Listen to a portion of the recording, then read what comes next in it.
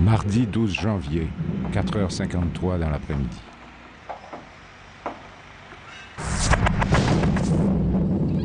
Tremblement de terre de magnitude 7.3 secoue le département de l'Ouest, où réside 40% de la population nationale, ainsi qu'une partie du sud-est d'Haïti. La moitié des maisons s'effondrent comme des châteaux de cartes. Dans certaines villes comme Léogane, jusqu'à 90% des maisons sont détruites.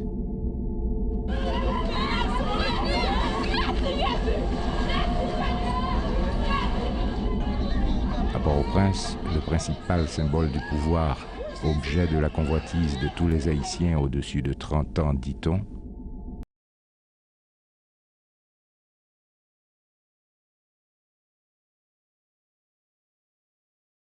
Pour frère bon Sacré-Cœur, capable prendre moi que maman, papa, ou ma tante moi, frère ou l'autre ma tante moi, deux ma tante moi à Neveu, en bas des comptes, puis maman, papa avec l'autre ma tante moi, yo fait voyage là pour l'éternité. C'est le signe que le cœur du pays bat encore. C'est l'organisateur collectif.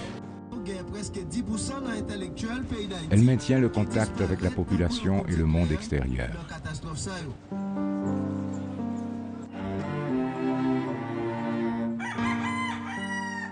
Mercredi 13 janvier. Port-au-Prince se réveille, mais pas de son cauchemar.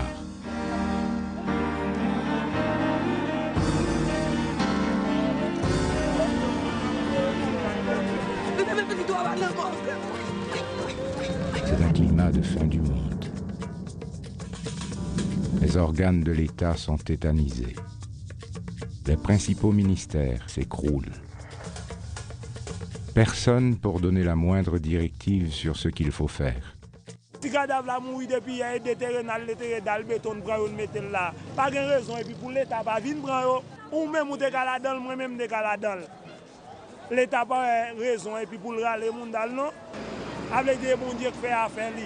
Gen les bon Dieu attend tout et puis pour gérer cas négatif.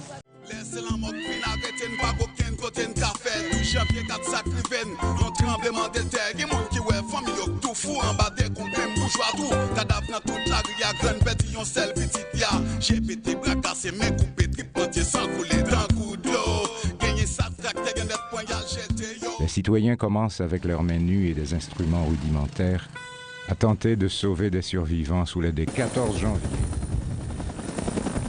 L'aide internationale arrive massivement à l'aéroport, lui-même endommagé, et par la frontière haïtiano-dominicaine. Les acteurs se bousculent sur le terrain et se disputent les premiers rôles.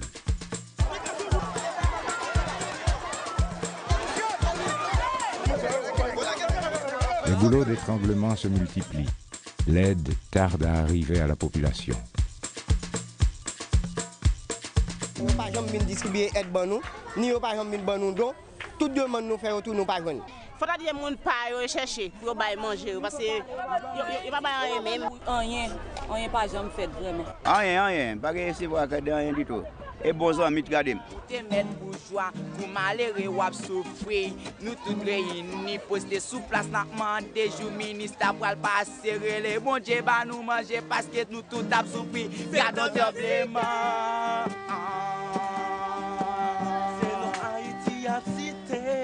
Haïti crasé,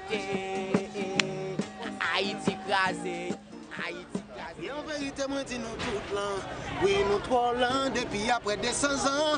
Nous pas jamais lever puis nous faut pas en avant. Oui, nous trop lents mais pas du pays sans plan. On est à la 50e réplique. Le peuple réagit spontanément cependant. Mettez mes gauches en l'air. Passez mes doigts derrière. Ça l'a fait.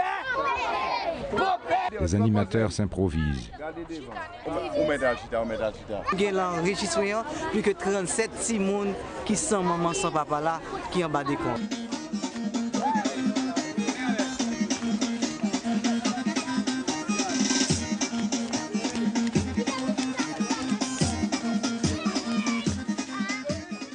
Des femmes avec 10 000 habitants et 50% ont péri pendant le tremblement de terre. Combien d'habitants a le Cap Haïtien actuellement? 200 000. Si c'est 50%, ça fera 100 000 morts. C'est face à un danger pareil que beaucoup de citoyens ont décidé d'organiser une marche le 17 juillet à partir de la statue de Dessalines, qui est le père de la patrie, pour dire que nous ne voulons pas qu'au prochain séisme, il y ait au Cap Haïtien 100 000 morts. Et à Port-au-Prince, 1 million.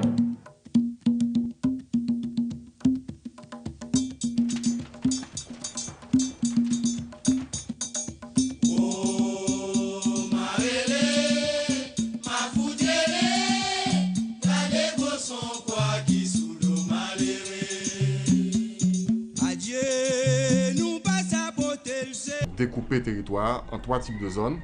Donc c'est à partir de zones ça qu'on est là pour nous penser dans une zone côté que risque très élevé pour nous construire des villes antisismiques. Port-au-Prince, c'était un chaos, tout le monde le savait, c'est un modèle de chaos urbain dans le monde. Sans être cynique, le tremblement de terre est une opportunité historique de reconstruire Haïti, pas seulement Port-au-Prince, mais Haïti. Le risque est majeur, et j'en vois au moins 2, c'est celui de l'assistance humanitaire qui va durer.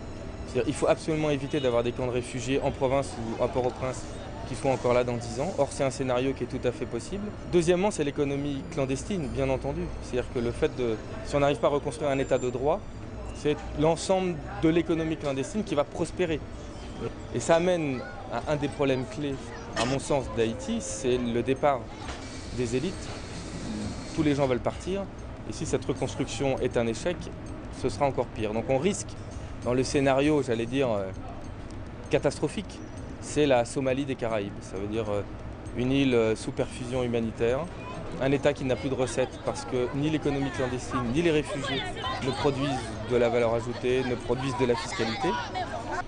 Auquel cas, on est parti pour une période assez longue.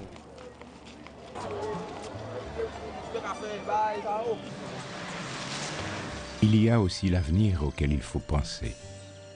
Allons-nous sombrer totalement dans l'irresponsabilité, le fatalisme, la corruption, la médiocrité, la déchéance, et rester sous la décombre en reconstruisant des villes pires que celles d'avant?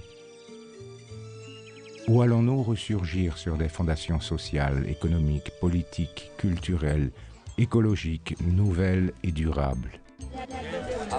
Les fleurs pollinisées par les insectes comme les abeilles et les papillons.